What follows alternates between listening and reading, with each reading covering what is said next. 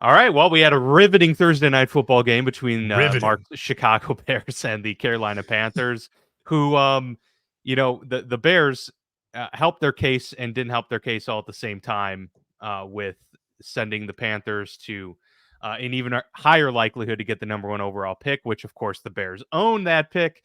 Yep.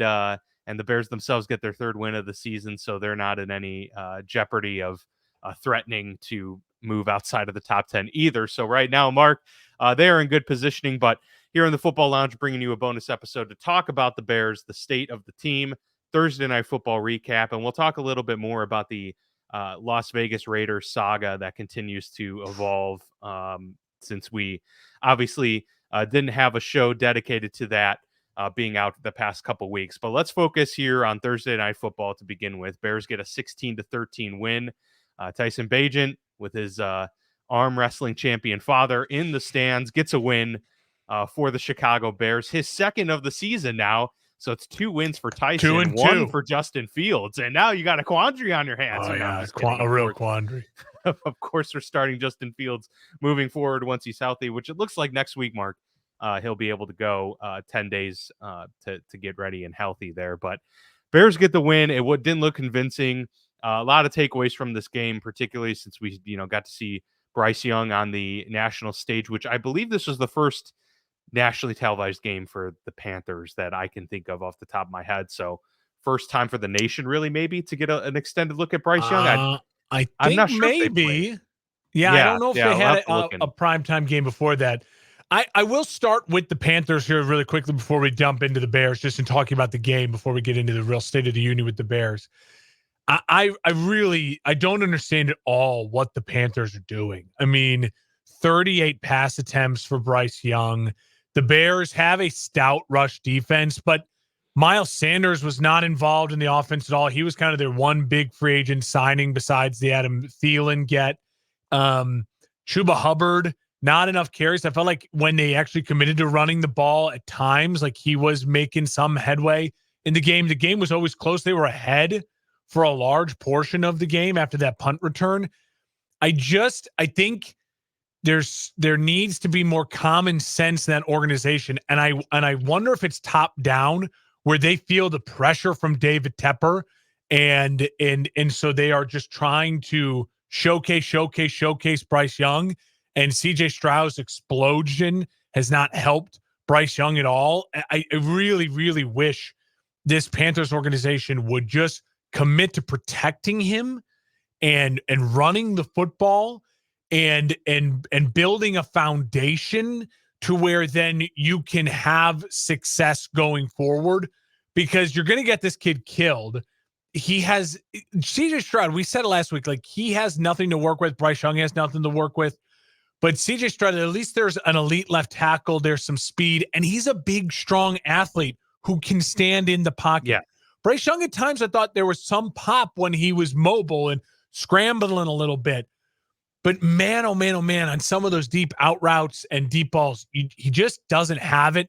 And he's not capable right now of rifling the ball in there into tight windows, and his receivers are getting no separation. It's just ugly with Carolina right now. Really, really ugly. So, there's already rumblings that they could move on from Frank Reich. I think that'd be a big mistake. I think you need stability with this kid. I think it's not Reich's fault that the cupboards are so bare in Carolina, what he came into, and they need a real overhaul and a lot of work to be done. And the problem is they don't have a lot of ammunition to do it. They gave up next year's second round pick 2 to the Bears for this trade. They don't have their first rounder this year.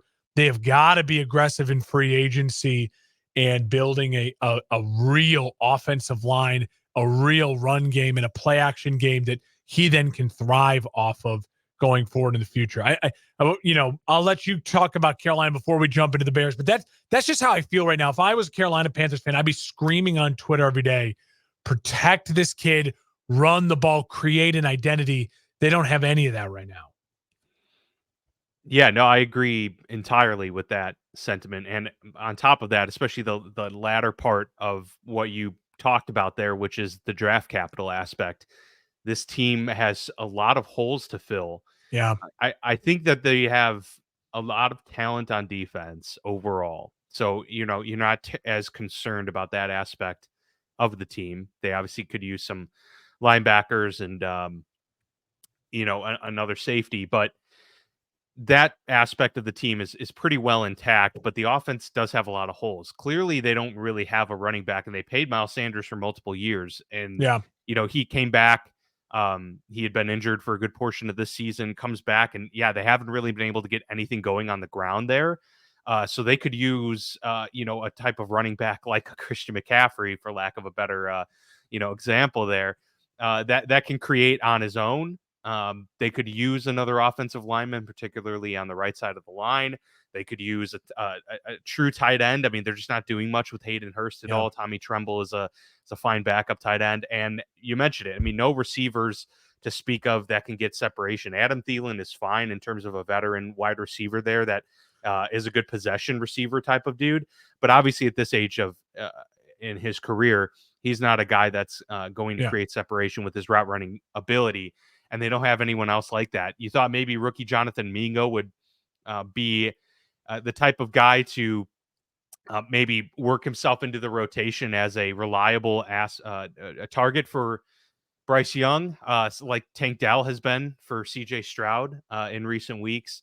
But we're not seeing that, obviously. And they kind of gutted their team. And now, to your point, they don't have draft capital to make that up. Day 3 picks aren't going to be what gets this team over the hump in the next couple of years. So they're going to have to get through 2024. I think it's going to be another really rough year for them next year. And maybe that's what they need. But then you're going into year 3 with Bryce Young, with only having 2 years of him before you're going to have to restructure and get a deal done. It'll be a make or break year for sure. Yeah. Yeah. I mean, so they're in a really difficult spot right now. Obviously at this point, despite not having those picks next season, they're going to probably still want to, tank a little bit here and at least get a high pick in round 3 and round 4 and round 5, so you can at least have some of those picks. But yeah, it's difficult. And, they're going to have to do the Tua Tagovailoa treatment. And so things weren't working out with Brian Flores there in Miami. They bring in an offensive guru and Mike McDaniel. That has clearly worked out really well. Tua has had a fantastic run game to help aid him. And on top of it, we've seen like Tua, there are several comps outside of their size. They're not huge arm guys. They, of course, can make all the deep throws. That's anyone in the NFL can make these throws. That's why they're there. But they need to be in the right situation to make them. Tua has been put in the right situation because of the staff around him, because of the helping cast of a Tyreek Hill, a Jalen Waddle. If they can get those types of things done for Bryce Young, then I think that, the future's bright. But this goes to what we've heard year in and year out. It matters where you land in the NFL as a quarterback. And if they're going to do this for Bryce Young, then it's all well and good. If they don't, then he landed in the unfortunate spot and maybe his career peters out after a few years. That's just where we're at. Yeah. All right. Now let's jump into it. I'm wearing my Bears hat. I want to make one thing really clear on today's, kind of extra episode. So going forward, as of now, all of our listeners know where I stand. I want this to be very clear. I'm going to thread a very, very thin needle here. As a diehard Chicago Bears fan, they are my life. I think about them all the time. I have problems. This is what they're tough to watch, Mark. In my dream scenario, this is what the next couple months look like. This is my dream scenario. My dream scenario is that Justin Fields comes back, plays really, really well. Plays really, really well, like we saw him play really well, like in that Denver game. And then in ways that they win some games but lose enough in the sense that it's still very obvious to all of us that this kid can play, this kid can be the future of the franchise, but overall, this organization is in a bad place because of the coaching staff involved. My dream scenario is that at the end of the football season, Matt Eberflus is fired, his staff is gutted, and the Bears bring in someone, a Ben Johnson, a Jim Harbaugh, Someone in Canada. No, don't do that. I was on a roll. Don't do that. And and I almost said his name. I feel like, it's like saying Bloody Mary 3 times Voldemort, in front of the dude. yeah, in front of the mirror. You don't want to do it. I got to the CA of his last name. It almost came out of my mouth. And so we're looking at that type of scenario. Would the Bears end up with about the 8th pick in the draft with their own pick? They win about 6 games. Justin Fields plays really well, is healthy the remainder of the year, but it's obvious that this coaching staff is not the right solution for this team going forward. You bring in one of those premier, a Ben Johnson, a Jim Harbaugh, an Eric Bieniemy, and you bring them in with the intention of saying Justin Fields is who we're building around. And now we have 2 top 10 picks to be aggressive and get creative in building around Justin Fields. One of the reasons why I feel confident that could happen is this that I saw on Twitter today, which was great. The Bears offensive line has only given up 5 sacks in the last 4 games, and they're still without Nate Davis. So Justin Fields has not benefited from the Tevin Jenkins coming back Bears offensive line. But you have Tevin Jenkins. If you can get Nate Davis back, Cody Whitehair, Lucas Patrick, Braxton Jones at the tackle, obviously Darnell Wright. All of a sudden now, this Bears offensive line is really starting to gel, especially that right side with Jenkins and Wright. And it's the future of your right side of your offensive line. Justin Fields could benefit from that. Khalil Herbert will be coming back in this now 10-day window that the Bears have to get ready for their next opponent. So there's a lot to like about where the offense will be and what Justin Fields will have to build around, right? And so this is the beginning of the thread. The second part of that thread will be then talking about the Panthers pick. I firmly believe at this point in time that Panthers pick is pretty much a guaranteed top 3 pick. That Panthers pick will be a top 3 pick with, in my opinion right now, it looks like the New York Giants and then a combination of the Raiders, Cardinals, Patriots, right? Some sort of that group, right? And so then what can the Bears do? If the pick ends up being the number 1 pick, the dream scenario would be to get the haul like you did for Bryce Young. Can you get someone else's next first-round pick, their this year's first-round pick, and an elite player off their squad? For example, if the pick ends up being the number 1 pick, can you go to the Raiders and say, we want Devontae Adams or Max Crosby, one of the two. We want this year's first-round pick, and we want next year's first-round pick. Deal done. All of a sudden, let's say it's Max Crosby, right? All of a sudden, the Bears say, in 2 years, they get DJ Moore, they get Max Crosby, they get multiple first-round picks, and then they're in the same scenario next year where you run with Justin Fields, and if he ends up stinking, then you don't pick up the 5th-year option, or if he's injured again and he just can't stay healthy enough, you end up with 2 first-round picks again next year, and you get to redo it. You know what I mean? Push this down the line. Give Justin Fields more time, all while you're not paying a quarterback, and you're paying Sweat, you're paying DJ Moore, you're paying Max Crosby, you're supporting, or maybe it's Devontae Adams, you're paying him. You know what I mean? And then that gives you so much flexibility to address the offensive line and other positions of need for your actual 2 other top 10 picks that you'll get with your pick, and then would it be the Raiders pick? So that, to me, right now, is the dream scenario. That's what I'm hoping for. And you'd almost think that the Raiders' first pick the following year is going to be very high. Still again, very right? high. I mean, because they're in a tough spot. Yeah. So that, to me, is dream scenario. The other second part of that would be a dream scenario would be you still end up with the number 1 or number 2 pick, or you have, even if it's the number 2 pick, you just take Marvin Harrison Jr. You don't trade it. You know what I mean? But if the Panthers somehow end up with the 3 pick, I think it's a guarantee the Bears stick with Justin Fields. If the Panthers pick is the 2 or the 1, depending on the haul you can get and depending on how Fields plays during the remainder of the year, then Fields has a real chance. So I think the Bears' flexibility, there's a ton of flexibility for the Chicago Bears. But what I am rooting for is that I will be rooting for Justin Fields the remainder of the year. I will be rooting for him to play extremely well. I'll be rooting for the Bears to win some games, but I will be rooting for them to still be dysfunctional organizationally because I am so done with Matt Eberflus. I don't want the Bears winning to be mistaken as now Matt Eberflus should keep his job. He should not keep his job. It has been proven he's not worthy of keeping his job. His press conferences alone show you he should not keep his job. Yeah, this past week was not his finest moment. The post locker room speech after the game last night was weird and keep stacking. I didn't keep get to stabbing. see that. It's just he's not the man you want leading your franchise. It was a mistake. It wasn't Ryan Poles' mistake. It was the franchise's mistake. Let Poles go out and get aggressive for whoever his next head coach might be. Jim Harbaugh, Ben Johnson, obviously are the dreams. But there are some other candidates out there I think worthy of really considering. And so I just want to be clear on that. The other thing I think, and before I turn it over to you here, my final point of what I really gained from last night and watched that game, and I tweeted it out.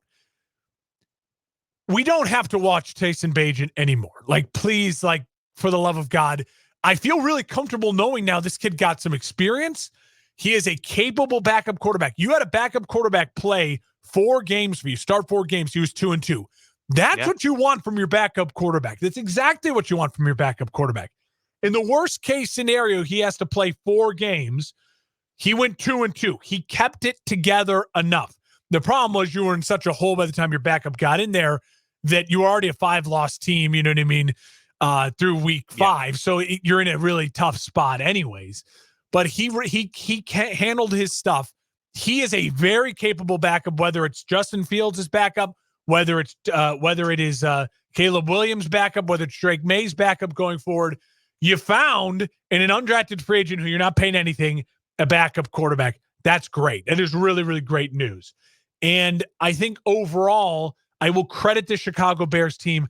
They haven't had a moment yet, like the Raiders, who we'll talk about here coming up in a second, where the locker room basically decided and had a coup and a takeover, that they are going to keep scrapping. They're going to keep fighting. A win is a win. We don't come by them a lot in Chicago, so I was very, very pleased with the win last night. And overall, I've said it from the beginning of the year, you'd rather Carolina's pick be the highest pick and your own pick be wherever it falls, because you're winning games and you want to keep building your franchise and growing your franchise.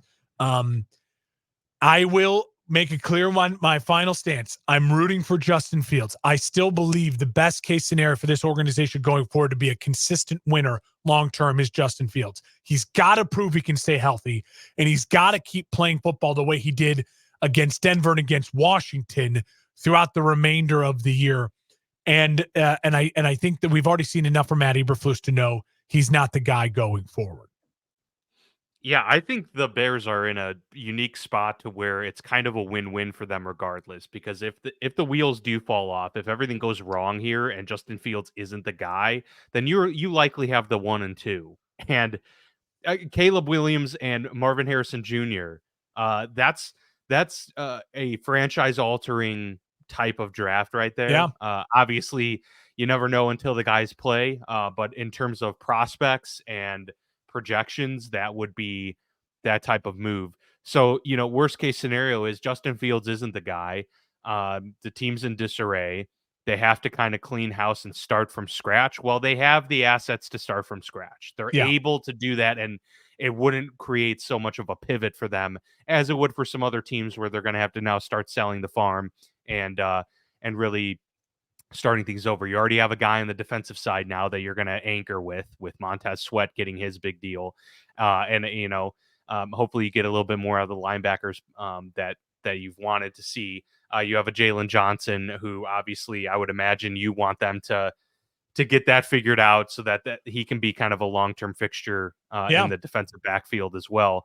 So they have some guys that they can rally around, and offensively just keep kind of chipping away at that. And then on the flip side, if Justin Fields is the guy, then you also have a great problem with having 2 high picks that you then can sell off and continue to stack more capital and build your team around, because this team still does have plenty of holes. So you do need multiple picks to spend on, a center and some guards, and another wide receiver, and maybe the backfield. And like 8 centers. Keep drafting centers till you get it right. My God. Getting some more centers. Gosh, yeah, definitely need that. An outside backer, of course, and some more defensive backs.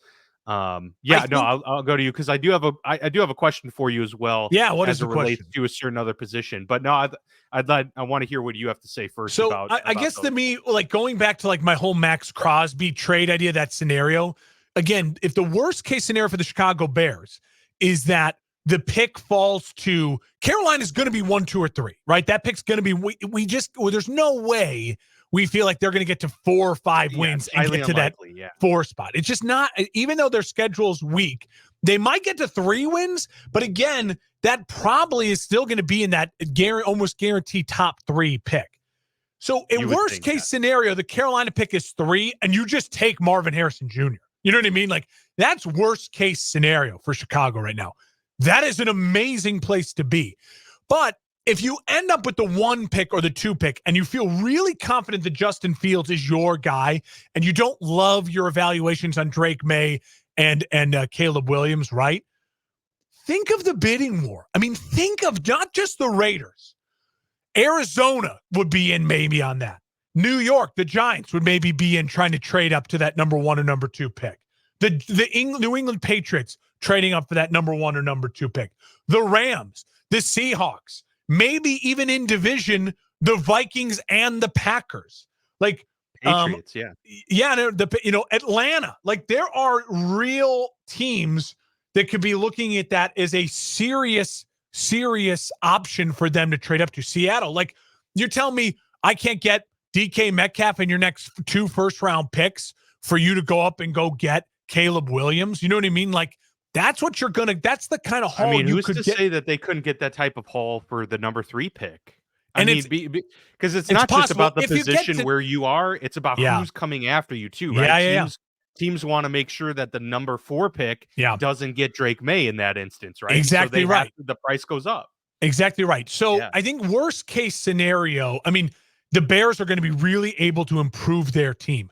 To me, I just don't want to get distracted by the fact that I will be, as a fan today, very upset if my coach next year. The thing I'll be most upset about is my coach next year is Matt Eberflus.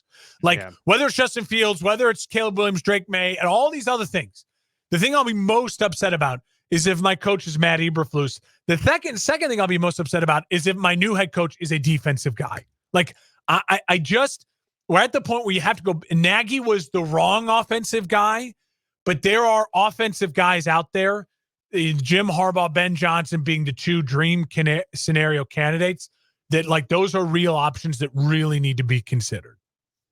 Yeah, absolutely. No, that would be a great boost for this team. And when you're young and kind of rebuilding or trying to establish that foundation, it's a good spot to start. The question I had for you, it's a smaller one. It's less consequential, but I'm just curious because I haven't gotten to watch the Bears a whole lot this season. They usually have been playing when the Steelers do, and obviously, like, I spend more time watching the Steelers. I'm just curious about Roschon Johnson because there was a lot of hype about him coming out. What's the deal with him, especially with Khalil Herbert getting hurt? Like, I thought that was going to open up a lot more opportunities for the young rookie. Is he just not playing to the level that he missed pre-draft? 2 games with a concussion. He got a concussion early in the game, and then he had to miss 2 games because of the concussion. So that was a chunk. So it's basically 3 games out. And in that time, it was also the same time Khalil Herbert was out. And so they've turned to D'Onta Foreman. They signed this kid Evans. And they are a really kind of fun thunder and lightning, generic, Dollar Tree brand of thunder and lightning. And Foreman's a very solid, they played well. Back, no doubt. What I think you've seen last night, especially, is Roschon is a real weapon blocking. Like, he had a couple really nice blocks in the backfield. And I think as time now continues on, as Herbert's coming back, I think that rotation will go back to a little bit of normal, and you're going to want to see more of what Roschon has at this point in time of the year. And so I expect Roschon to be more involved as the weeks continue on. But I think the problem is right now is they really do have a real depth of running backs. Khalil Herbert, D'Onta Foreman.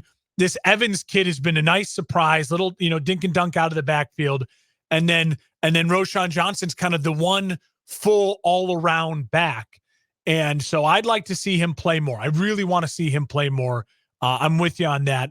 But I think part of it has just been that's the one spot they've had a little bit of an embarrassment of riches. And he also was dealing with the concussion and had to miss 2.5 weeks basically because of it. Well, so is this like a position that you don't consider Like you would want them to address so many other Yeah, spots running before back they at address the this point in time, backfield I'm very in the future. confident, content with whoever's carrying the rock. I want them to run the ball more. I want them to have an Yeah, identity running the ball. I'd like for it to be Roshan Johnson. I feel like he is your if you look at the traditional like every down, third down back, like he's 1 through 3, like he's your guy. I like his size, his hands, his blocking overall. But again, it's just kind of where that positions fall. The Bears sure. absolute needs are center, guard, or right tackle, depending on left tackle, excuse me, depending on Braxton Jones. Braxton Jones played really well last night. He might be the answer. So center or guard, and then definitely center, and then they need an elite 3 technique, and then you probably are it's due to move on from Eddie Jackson at the safety spot. Like his prime is past, and he's now hanging on for dear life a little bit. Like a real strong leader in the safety position. Like to me, those are the 3 biggest gaps right now: elite 3 technique, another pass rusher, a center, and a safety. Running back is by committee. I'm comfortable with Chicago with where they're at. Well, going back to to put a bow on all of this, going back to your statement about Matt Eberflus and moving on from that, obviously you don't want the Bears to turn into the Las Vegas Raiders with the carousel, but it is the right move, and I Yeah. totally agree with you there. But that kind of will segue us into this conversation. We'll spend a few more minutes talking about the Raiders because we mentioned it on this previous episode. If you didn't catch it, check out our Monday show where we did our Week 9 recap and kind of went over some of the items missed in the weeks prior. But obviously, the Raiders was probably the biggest storyline to come out of those couple of weeks with them firing Josh McDaniels after just a season and not even a half into his tenure with the Raiders. Obviously, he has had a couple stints now as a head coach in the league, and they have not lasted long. He's clearly at this point just not head coach material. Yeah. And it is becoming more apparent as well. I don't want to make this talk about the Patriots, but that the Patriot way is seeming much It's just more Belichick and likely Brady. that it was Belichick and Brady, and that it doesn't work elsewhere. Any Yeah. of Belichick's coaching tree has not succeeded in the NFL. We've had the Matt Patricia, we've had the Brian Flores experiment, we've had the Josh McDaniels experiment, and Bill O'Brien. It's just not working. And so that's an interesting aspect to take all this. But the question is, what is going on with the Raiders? I mean, if we just think to the last 2 years of their timeline, really, and even a year before that with the move from Oakland to Vegas, establishing kind of a new identity, a new franchise, if you will, while trying to stick to the the culture that they had established in Oakland as being the bad boys of the NFL, trying to keep with that. But hiring Josh McDaniels to turn things around. Just prior to that, having Rich Bisaccia have such success as the interim coach after the whole John Gruden scandal went down, he had a lot of success. They didn't hire him. They let him walk after that. We just saw a story come out with Mark Davis saying he regretted not hiring Rich Bisaccia after that stint. Goes and hires Josh McDaniels to turn things around. They get rid of Derek Carr, their franchise quarterback. They bring in Jimmy Garoppolo, who had the experience with Josh McDaniels from New England. That clearly didn't manifest in the way they wanted. So he gets benched. Now they start rookie Aiden O'Connell. And AOC. McDaniels gets fired. That just this whole thing, man. It's been a whirlwind for them, it seems, of the past 3 years with just big news in the league. And there's not much on the horizon. So, I'll kind of turn this over to you. Just where are we at with the Raiders? Yeah. What needs to be done with this team? Because maybe, just maybe, if they do okay with Antonio Pierce, maybe the route is to honestly not go out and try and make a big splash. Maybe some stability is what this organization needs more than anything else. Yeah. That's Well, and just kind of my financially, instant it's thought. what they might have to do because Pierce is not going to command a ton. Yeah. And they can't afford to do anything else. I truly think the Raiders are one of those like, oh my God, they won last week. You know what I mean? 30 points against the Giants. They got really lucky that Daniel Jones got injured early. And then the Giants are just And the Giants are just, are now the worst. I think besides the Panthers, the worst team in football. Like they are it. And the Raiders' schedule is brutal. Obviously, Sunday night they host the Jets. I really think they have got to. The Jets are. If the Jets can get a defensive performance like they got against the Chargers, they should win this game. They really should, because the they're playing a AOC rookie is no quarterback, Herbert, and Zach Wilson. I mean, as long as he turns it over like one less time, they could have won that game. So say the Raiders do find a way to beat the Jets. Their schedule posts that at Dolphins, that's a loss. Hosting the Chiefs, that's a loss. Hosting the Vikings, who the Vikings now are really, really feisty, and they are showing like they are not giving up at all. Really tough. And they're a better team. Yeah. And then you have hosting the Chargers. That's a loss. At the Chiefs, that's a loss. Like, I mean, that is a really tough stretch there.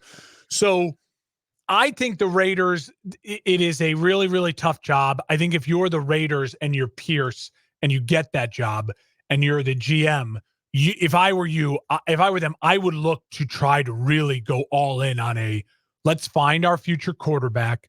Let's move on from maybe a couple stars, and let's load the cupboard full of young, hungry talent who just aren't used to this Raider way, cheap talent, because the organization needs to save some money. They're paying some big contracts here. If I were the Raiders, I would look in the offseason, get what you can for Devontae Adams, get what you can for Max Crosby, let the running back Jacobs walk, and then just trade to go get your quarterback, and you know what I mean, and then start fresh and just say, we as an organization just need a complete fresh start. And if you do moves like that, yeah, it could be really brutal next year, but you could also put the building blocks in place. You know, if they get aggressive, they trade with Chicago for that number 1 pick, right? And you give us Max Crosby, and you give us next year's first round, and you go get Caleb Williams. You add Caleb Williams, you keep Devontae Adams maybe, and you have Hunter Renfrow, you have an okay offensive line, and then you load up with some other picks, and Vegas is going to be a free agent destination. But you have got to give your organization confidence, your fan base, that we can try to compete with Patrick Mahomes year in and year out. Getting Caleb Williams would bolster that, right? That would show we're going to try to compete with Patrick Mahomes week in and week out. Yeah, I think that's what they need to do. And I've heard in the media a lot of people calling for a big splash move at head coach. And yeah, I just push back on that because they're like, well, you gotta take risks. What do we call John Gruden? That was a big splash move. That was a massive McDaniels expense. was now a they're splash. paying. Yeah, and they're paying for these guys still. I mean, there is still money. To your point, they just don't have it. So, look, if they are feisty the rest of the year and they win some games, I'm totally fine with you just keeping Antonio Pierce, or maybe you come back, go and get Rich Bisaccia and have him come back. I don't know, but a guy like that, and there are, Dan Campbell wasn't considered a sexy hire, but that seems to have worked out quite well. D'Amico Ryans, guys, you know what I mean? Yeah. Like, these guys are former players, younger former players. Mike Vrabel, younger former players who are getting right into it. These guys, and I'm with you. I think Pierce is the way to go if he's not a disaster the rest of the way, and they're scrappy and they're feisty. And then if I were the Raiders, I would find a way to go get Caleb Williams. Like, Caleb Williams says to your fan base right away, we get it. We're in a division with Patrick Mahomes and Justin Herbert. We have got to you got to match aggressive. That. We've got to be aggressive. We can't Jimmy G this thing. We can't Aiden O'Connell this thing. We can't Derek Carr this thing. Let's go get aggressive. 100%. Yep, couldn't have said it better. All right, well, that was a nice little recap and talking state of the Bears, state of the Raiders, and we will be back with our Week 10 recap this upcoming Monday. So stay tuned.